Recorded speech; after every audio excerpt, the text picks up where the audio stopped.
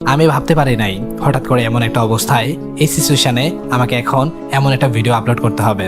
আমি জানি না কার কি মনের অবস্থা, বাট অ্যাজ এ ইউটিউবার হিসাবে এই ভিডিওটা যে আমাকে আজকে বানাইতেই হবে আমি এটা কোনোদিন ভাবতেই পারি নাই। তোমরা অনেকেই মুজাহিদ ভাইকে চেনার কথা, আমি একটু ডিটেলসে বলি।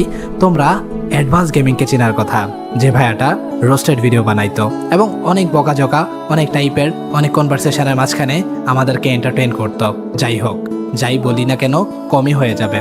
তবে এই মানুষটা এখন আমাদের মাঝে আর পৃথিবীতে নেই। এই মানুষটা নাকি মৃত্যুবরণ করছে। কথাটা যখন শুনছিলাম অনেকটা না কেমন জানি আজগবি লাগতেছিল। ভাই সবাই কি মজা করতেছে? আমি যখন কেজি ক্রিয়েটর্স গ্রুপের মধ্যে সবার রিভিউ দেখতেছিলাম, নিচে আসলে পাগল হয়ে যাইতেছিলাম। নিজের মধ্যে কেমন যেন পাগলামি কাজ করতেছিল। আদৌ কি ঘটনাটি সত্য নাকি মিথ্যা? যখন আমি মুজাহিদ ভাইয়ের ইউটিউব চ্যানেলে যাই, চেকটা দেই, তখনই আমি দেখতে পারি আসলেই তো ভিডিও সব একদমই প্রাইভেট করা, ভিডিওগুলো কেমন জানি একদমই ডিলিট করে দিছে হয়তো বা। আর এখানে তার পোস্টের মধ্যে অলমোস্ট তার এডমিনরা বলে দিছে সে আর বেঁচে নেই। সে মালয়েশিয়াতে গেছিল এবং সেইখানে একটা অ্যাক্সিডেন্টে এই দুনিয়ার মায়া ত্যাগ করছে। সবাই মুজাহিদ ভাইকে ক্ষমা করবা।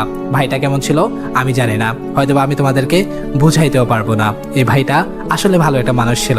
হয়তোবা কন্টেন্টের মাধ্যমে অনেকজনকে হয়তোবা বিভিন্নভাবে ইনসাল্ট করছে, হতেই পারে, অনেক কিছু হতেই পারে। কন্টেন্ট ক্রিয়েটর জগতে অনেক কিছুই হয়, বাট এটা বুঝতে হবে যে এটা জাস্ট একটা ভিডিও পারপাস, এটা কোনো পার্সোনাল অ্যাটাক না।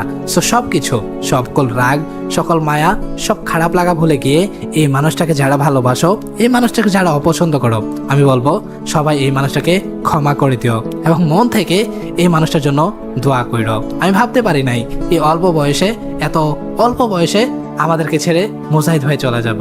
ইন্না লিল্লাহি ও ইন্না ইলাইহি রাজিউন। সবাই ভাইয়ের জন্য দোয়া রাখবা। আল্লাহ হাফিজ।